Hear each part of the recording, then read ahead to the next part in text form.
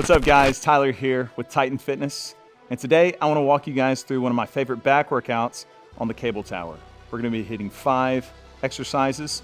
Assuming that you've already sufficiently warmed up, let's get started.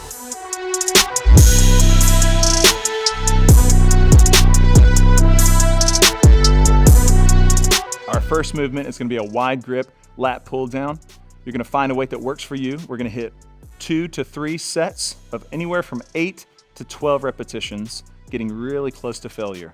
A couple of tips are to keep your chest high, your core tight, and drive your elbow down to your hip. Let's jump into it. Now, the cable tower has a full stack all the way to 320 pounds, but because we're in the 1-to-1 ratio, I find that it's sufficiently heavy to start off around 100 pounds for me, maybe lighter for you, maybe heavier.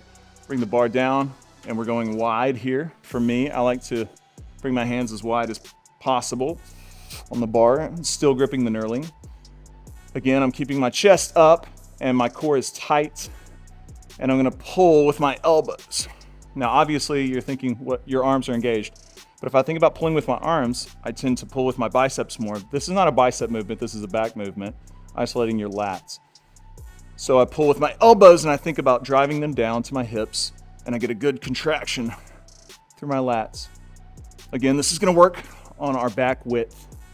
If my first set was too easy, I'll raise the weight until I get to a weight that's sufficiently heavy for me.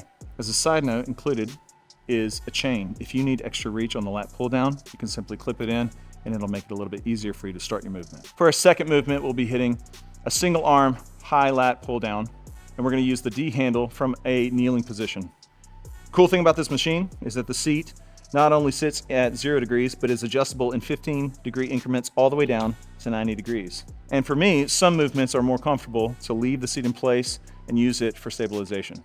We're gonna adjust our cable stack to the highest position and attach our D handle. And then I'll get into this position where I'm using my knee against the seat pad as a reference point and also to give extra stabilization. I'm allowing my lat to stretch forward and high into the pulley, and then I'm driving my elbow down to my hip. You might find it more comfortable to hold on to the pad or even the thigh pad for extra stability.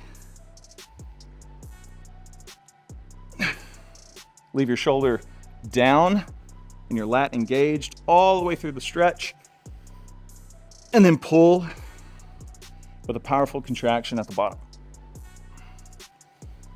Hit the same amount of reps on your right and left side for multiple sets. We're moving on from our high pull movements to using the low row position.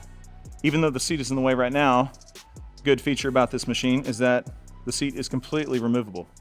So I'll remove that now by sliding out the safety pin, releasing the back lock nut, and sliding it out from the cable stack. You could use a variety of different bar attachments to execute this movement, but for me, I like to use the curly bar. The reason for that is that my wrists have limited mobility, and this gives me more comfort. We're gonna be doing an underhand position, and we're targeting our lats as well, but this is a lower lat movement. So what we'll do is, as I lean forward with a flat back, feeling it engage my glutes and my hamstrings, staying nice and tall, I'll drive my elbows back at my waist. You should feel this all throughout the back, especially in the lower lat.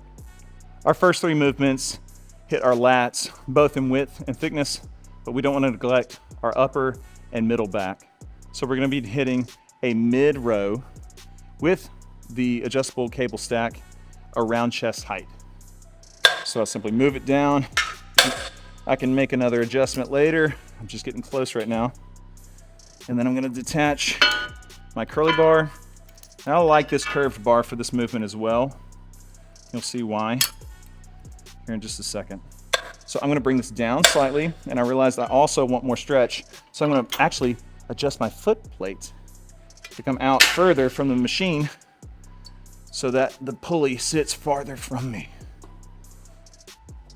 I'm gonna allow it to stretch forward, a nice flat back, and then I'm gonna pull nice and high with my elbows flared up.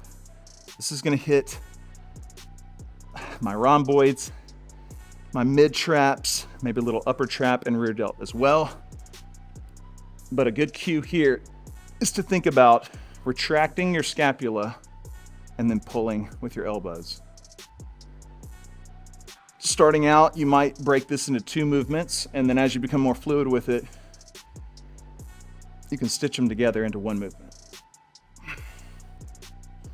And last but not least, we're gonna hit our rear delts with some face pulls using our rope attachment.